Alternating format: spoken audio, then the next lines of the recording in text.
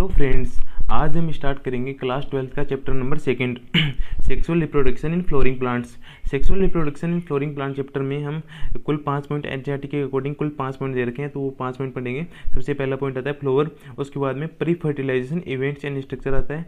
Pre fertilization events and structure में हम पढ़ेंगे मेल रिप्रोडक्टिव ऑर्गन के बारे में, फीमेल रिप्रोडक्टिव ऑर्गन के बारे में, पोलिनेशन के बारे में, तो ये 3 पॉइंट इसमें पढ़ेंगे। उसके बाद में डबल फर्टिलाइजेशन के बारे में पढ़ेंगे। डबल फर्टिलाइजेशन के बाद में चौथा पॉइंट आएगा post fertilization events and structure. इसमें कौन सा आता है? इसमें आता है जैसे कि सीड आ गया है ना, और एम्ब्रियो आ गया, एम्ब्रियो के अलावा एंडोस्पर्म आ गया, तो ये 3 पॉइंट इसमें पढ़ेंगे। उसके बाद में 5वां पॉइंट आएगा एपोमिक्सिस इन पॉलीएम्ब्रियोनी। इस प्रकार से इस चैप्टर में हम कुल 5 पॉइंट पढ़ेंगे। इसमें सबसे पहला पॉइंट दे रखा है फ्लोर। फ्लोर जो होता है वो होता है site of sexual reproduction. Site of sexual reproduction के लिए कौन होता है? फ्लोर, सबको पता है, जो कि और प्रेजेंट ओनली इन एंजियोस्पर्म, केवल और केवल एंजियोस्पर्म में फ्लोर पाया जाता है। तो ये सबसे पहला पॉइंट ये दे रखा है एनसीईआरटी में। एनसीईआरटी में फ्लोर के बारे में और भी दे रखा है, लेकिन वो तो एक जनरल बातें, वो तो एनसीईआरटी से ही देखनी है हमें। इसमें सेकंड पॉइंट है pre fertilization events and structure. Pre fertilization events में जैसे कि सबसे पहले आ गया स्टेमन। स्टेमन जो होता है, स्टेमन में क्या होता है कि number and length of stamen are variable in flower of different species. तो स्टेमन के नंबर और स्टेमन की लेंथ जो होती है डिफरेंट स्पीसीज में वेरी करते हैं, मतलब डिफरेंट स्पीसीज में डिफरेंट होते हैं। अगर स्टेमन की बात करें तो स्टेमन के कुल 2 पार्ट होते हैं। सबसे पहला पार्ट तो इसमें फिलामेंट आता है। फिलामेंट जो होता है वो लॉन्ग और सिलेंडर लाइक स्टाक होता है। फिलामेंट ये हो गया फिलामेंट।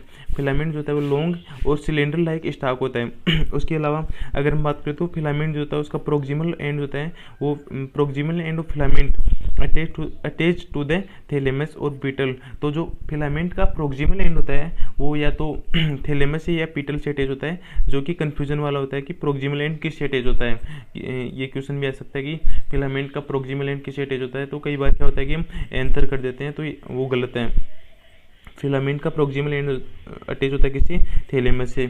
और दूसरा पार्ट होता है इसका एंथर। एंथर एक टर्मिनल लोब होता है, टर्मिनल पार्ट होता है एंथर जो होता है, और जनरली बाइलोब्ड स्ट्रक्चर होती है। एक्सेप्शन होता है मालवेसी फैमिली।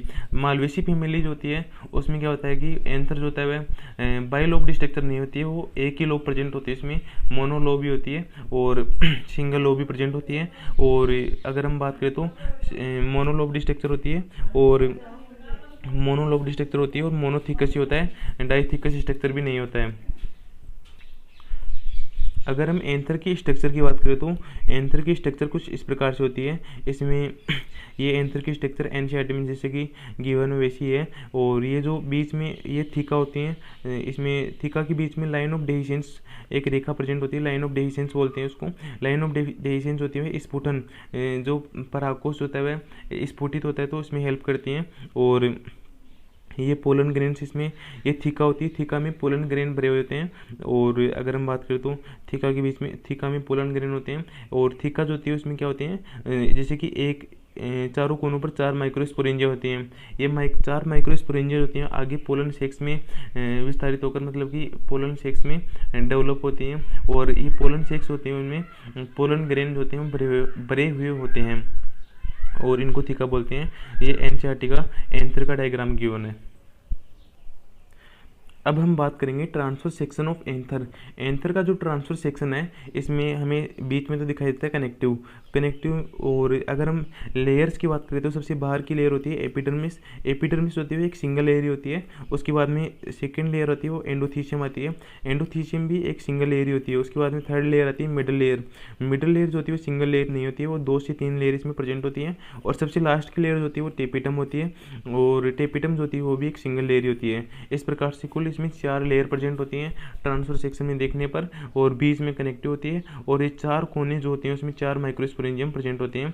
और इस प्रकार से कुछ इसकी स्ट्रक्चर होती है ट्रांसफर सेक्शन में। इस प्रकार से अगर हम बात करें एंथर की, तो एंथर एक 4 साइडेड स्ट्रक्चर होती है, टेट्रागोनल स्ट्रक्चर होती है। 4 साइडेड स्ट्रक्चर या टेट्रागोनल स्ट्रक्चर होती है। 4 कॉर्नर्स इसमें प्रेजेंट होते हैं, और 4 कॉर्नर्स पर 4 माइक्रोस्पोरेंजिया पाई जाती हैं। इस प्रकार से 4 इस पर चार माइक्रोस्पोरेंजिया पाई जाती हैं। और माइक्रोस्पोरेंजिया जो होती है वो डेवलप होती है इसमें पोलन सेक्स में डेवलप होती हैं, लॉन्गिट्यूडिनल एक्सटेंड होती हैं। ये पोलन सेक्स जो होते हैं वो लॉन्गिट्यूडिनली एक्सटेंड होते हैं all through the length of an anther and packed with pollen grain, मतलब कि जो लॉन्गिट्यूडिनल एक्सिस में पूरी लेंथ में एक्सटेंड होते हैं और पोलन ग्रेन से पैक होते हैं। इसके बाद में अगर हम स्ट्रक्चर ऑफ माइक्रोस्पोरेंजियम की बात करें तो structure of microsporangium in transfer section circular structure होती है। ट्रांसफर सेक्शन में देखने पर माइक्रोस्पोरेंजियम की स्ट्रक्चर हमने देखी है कि सर्कुलर स्ट्रक्चर होती है और जनरली 4 वाल लेयर प्रेजेंट होती है, एपिडर्मिस, एंडोथीशियम, मिडल लेयर, ये भी सिंगल लेयर होती है, एपिडर्मिस भी, एंडोथीशियम भी सिंगल लेयर होती है, मिडल लेयर 2 से 3 लेयर होती है और टेपिटम भी सिंगल लेयर होती है। तो इस प्रकार से ये जो आउटर 3 लेयर होती हैं वो तो कार्य करती हैं मिलकर के प्रोटेक्शन का कार्य करती हैं और डेहिशंस में हेल्प करती हैं। और सबसे जो लास्ट की लेयर होती है टेपिटम होती है। टेपिटम जो होती है इनर मोस्ट लेयर होती है और जो कि nourishment and developing pollen grain, तो डेवलपिंग पोलन ग्रेन के लिए न्यूट्रिएंट प्रोवाइड करती है। अगर हम बात करें तो टेपिटम जो होती है एब्जॉर्ब करती है न्यूट्रिएंट को किसी मिडल लेयर से, और मिडल लेयर से एब्जॉर्ब करके टेपिटम के पास आते हैं और टेपिटम से आगे जो न्यूट्रिएंट आते हैं वो माइक्रोस्पोरेंजियम में पोलन ग्रेन्स को आगे और ज़्यादा डेवलप करवाते हैं। इस प्रकार से मिडल लेयर से एब्जॉर्ब करके टेपिटम जो होती है वो न्यूट्रिएंट प्रोवाइड करती है। अगर हम टेपिटम की बात करें तो टेपिटम जो होता है उसमें डेंस साइटोप्लाज्म प्रेजेंट होता है और मोर देन 1 न्यूक्लियस प्रेजेंट होते हैं, मतलब कि एक से ज़्यादा न्यूक्लियस टेपिटम में प्रेजेंट होते हैं। और ये क्वेश्चन भी एनसीईआरटी में गिवन है कि टेपिटम में एक से ज़्यादा न्यूक्लियस क्यों प्रेजेंट होते हैं, तो इसका कारण होता है free nuclear division. Free nuclear division की वजह से एक से ज़्यादा न्यूक्लियस इसमें प्रेजेंट होते हैं, मतलब कि ये बाई न्यूक्लियर भी हो सकती है और इससे ज़्यादा भी 2 से ज़्यादा न्यूक्लियस भी इसमें प्रेजेंट हो सकते हैं। अगला पॉइंट आता है माइक्रोस्पोरोजेनेसिस। माइक्रोस्पोरोजेनेसिस आता है कि माइक्रोस्पोर का निर्माण किस प्रकार से होता है। तो सबसे पहले तो स्पोरोजिनस टिश्यू प्रेजेंट होता है। जो माइक्रोस्पोरेंजियम होता है उसमें होता है स्पोरोजिनस टिश्यू। स्पोरोजिनस टिश्यू जो होता है वह एक डिप्लॉइड होता है, 2 होता है और उसमें मियोटिक डिवीजन होता है। तो माइक्रोस्पोर टेट्राड का निर्माण होता है। माइक्रोस्पोर टेट्राड जो होता है वो होता है हेप्लॉइड स्ट्रक्चर। और माइक्रोस्पोर टेट्राड जो होता है उसमें क्या होता है कि केलोज वाल के द्वारा वो उसमें टेट्राड आपस में जुड़े हुए होते हैं केलोज वाल के द्वारा। और इसमें क्या होता है कि स्पोरोजिनस टिश्यू जो होता है उसके में ईच सेल, मतलब स्पोरोजिनस टिश्यू की प्रत्येक सेल जो होती है वो एक पोटेंशियल पोलन होती है, मतलब कि स्पोरोजिनस टिश्यू की प्रत्येक सेल एक पोलन का निर्माण कर सकती है, पोलन ग्रेन का निर्माण कर सकती है, या माइक्रोस्पोर मदर सेल भी इसको हम बोलते हैं। तो माइक्रोस्पोर का निर्माण कर सकती है। तो स्पोरोजिनस टिश्यू की प्रत्येक सेल पोलन ग्रेन का निर्माण कर सकती है, इसका मतलब ये है। और अगर हम बात करें तो माइक्रोस्पोर टेट्राड जो होता है वह केलोज वाल के द्वारा आपस में अटैच होते हैं और केलोज वाल जब डिजोल्व हो जाती है तो उससे निर्माण होता है पोलन ग्रेन का, उससे पोलन ग्रेन का निर्माण होता है। अब हम बात करेंगे पोलन ग्रेन की। पोलन ग्रेन की बात करें तो पोलन ग्रेन जो होता है मेल गेमेटोफाइट को रिप्रेजेंट करता है। मेल गेमेटोफाइट को कौन रिप्रेजेंट करता है, ये क्वेश्चन आता है। तो मेल गेमेटोफाइट को रिप्रेजेंट करता है पोलन ग्रेन। पोलन ग्रेन की बात करें तो generally spherical structure pollen grain होता है और डायमीटर की बात करें तो 25 से 50 माइक्रोमीटर होता है, जो कि एनसीईआरटी में गिवन है। और प्रोमिनेंट वाल इसमें प्रेजेंट होती है। वाल जो होती है उसमें एक तो आउटर वाल होती है, आउटर लेयर जो होती है उसको तो एक्साइन बोलते हैं, और इनर लेयर जो होती है वह इंटाइन होती है। और आउटर और इनर लेयर की अगर हम बात करें तो एक्साइन जो होती है वह एक हार्ड लेयर होती है और मेड अप ऑफ स्पोरोपोलिनिन की बनी हुई होती है। आउटर लेयर हार्ड लेयर होती है, स्पोरोपोलिनिन से बनी हुई होती है, और एक नॉन कंटिन्यूस लेयर होती है। ये नॉन कंटिन्यूस लेयर इसलिए बोलते हैं इसको हम क्योंकि इसमें जर्म पोर प्रेजेंट होते हैं। जर्म पोर जहाँ पर प्रेजेंट होते हैं वहाँ पर स्पोरोपोलिनिन नहीं पाई जाती है, इसलिए यह एक नॉन कंटिन्यूस लेयर होती है। जबकि इंटाइन की अगर बात करें तो इंटाइन एक थिन इनर लेयर होती है, थिन लेयर होती है, और इनर लेयर होती है किससे बनी हुई होती है, तो मेड ऑफ सेल्यूलोज और पेक्टिन। इंटाइन सेल्यूलोज और पेक्टिन से बनी हुई होती है और एक कंटिन्यूस लेयर इंटाइन होती है। अब हम बात करेंगे पोलन ग्रेन के आगे इसमें जो स्पोरोपोलिनिन होती है, इस स्पोरोपोलिनिन की हम बात करेंगे। Sporopollenin most resistant organic material जो होता है स्पोरोपोलिनिन होता है। Sporopollenin no effect of strong acid and alkali and high temperature, मतलब कि स्ट्रॉन्ग एसिड का भी कोई इफेक्ट नहीं होता है, एल्कलाई का भी कोई मतलब कोई ज़्यादा इफेक्ट इस पर नहीं होता है, और हाई टेम्परेचर का भी कोई इफेक्ट नहीं होता है। इतना रेजिस्टेंस ये होता है। और नो एंजाइम फाउंड, अभी तक कोई एंजाइम फाउंड नहीं है जो कि इसको डिग्रेड कर सके स्पोरोपोलिनिन को। इस प्रकार से अगर स्पोरोपोलिनिन जो होता है वह सबसे ज़्यादा कठोर पदार्थ होता है। अब हम बात करेंगे पोलन ग्रेन की स्ट्रक्चर किस प्रकार से होती है। तो पोलन ग्रेन जो होता है उसमें क्या होता है कि सबसे पहले तो एक सिंगल सेल ही होती है। सिंगल सेल में माइटोसिस होता है। माइटोसिस होने पर दो सेल बनती हैं, एक तो होती है जनरेटिव सेल होती है और एक बनती है वेजिटेटिव सेल।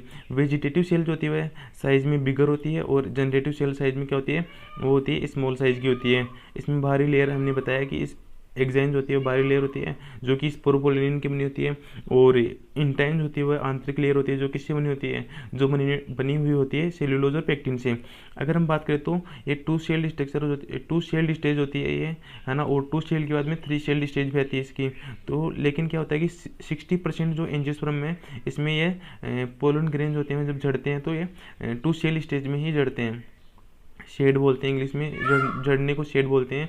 या जब पोलन ग्रेन गिरते हैं तो टू शेल स्टेज में ही गिरते हैं। लेकिन 40% या 40% से कम कुछ ऐसे प्लांट में हैं जिसमें क्या होता है कि थ्री शेल स्ट्रक्चर बन जाती है, मतलब कि जनरेटिव सेल होती है वो आगे, ये जनरेटिव सेल आगे माइटोसिस होता है और थ्री शेल्ड स्ट्रक्चर का, थ्री शेल्ड स्टेज का निर्माण करती है। और 40% के लगभग ये थ्री शेल्ड स्टेज में जड़ते हैं, शेड होते हैं। उसके बाद में अगर हम बात करें तो डिफरेंस क्या होता है वेजिटेटिव सेल और जनरेटिव सेल में। तो वेजिटेटिव सेल जो होती है वह साइज में बिगर होती है और evident food reserve and large irregular shape nucleus इसमें प्रेजेंट होता है। तो साइज में बड़ी होती है और एविडेंट फूड रिजर्व इसमें पाया जाता है। जबकि जो जनरेटिव सेल होती है वो एक स्मॉल साइज की सेल होती है। जनरेटिव सेल क्या होती है, स्मॉल साइज की सेल होती है, जबकि वेजिटेटिव सेल एक बिगर साइज की सेल होती है। और इसमें फूड रिजर्व पाया जाता है वेजिटेटिव में। लेकिन ये तो क्या करती है, साइटोप्लाज्म में फ्लोट करती है, किसकी, वेजिटेटिव सेल के साइटोप्लाज्म में। जनरेटिव सेल जो होती है वो क्या करती है, फ्लोट करती है, तैरती है। और स्ट्रक्चर की बात करें तो ये स्पिंडल शेप की इसकी स्ट्रक्चर होती है और डेंस साइटोप्लाज्म इसमें प्रेजेंट होता है और न्यूक्लियस भी इसमें प्रेजेंट होता है जनरेटिव सेल में। और इसका न्यूक्लियस जो होता है क्या होता है, वो इरेगुलर शेप का होता है। वेजिटेटिव सेल का जो न्यूक्लियस होता है वो इरेगुलर शेप का होता है। और ठीक है भाई, तो इसमें बाद में आगे बात करेंगे हम पोलन ग्रेन की वाइएबिलिटी ऑफ पोलन ग्रेन की हम बात करेंगे। तो वाइएबिलिटी ऑफ पोलन ग्रेन जो होता है उसमें क्या होता है कि पोलन ग्रेन जो होते हैं डिफरेंट स्पीसीज़ के पोलन ग्रेन डिफरेंट रूप से वाइएबल होते हैं या जीवन सम होते हैं। जैसे कि अगर हम बात करें तो राइस का प्लांट होता है, वीट का प्लांट होता है, ये इसमें तो 30 मिनट तक ही ये जीवन सम होते हैं, वाइएबल होते हैं। उसके बाद में ये क्या होते हैं, डिजनरेट हो जाते हैं, डिग्रेड हो जाते हैं या फिर।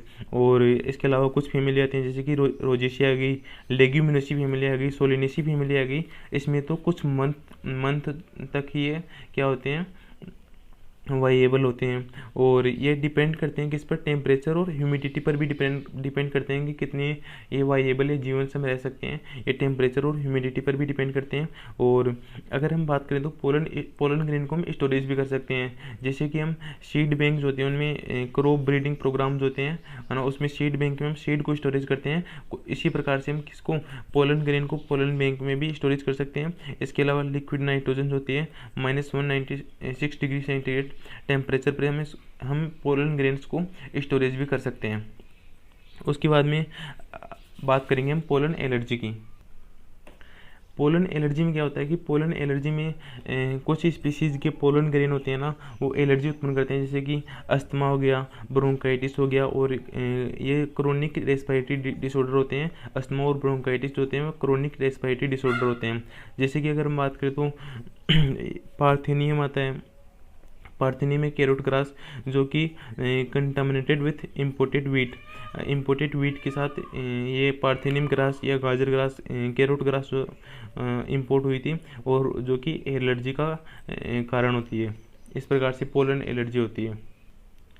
अब हम बात करते हैं pollen grain as food supplement. तो पोलन ग्रेन होते हैं वो फूड सप्लीमेंट के भी रूप में भी यूज़ किए जाते हैं। जैसे कि ये न्यूट्रिएंट से रिच होते हैं।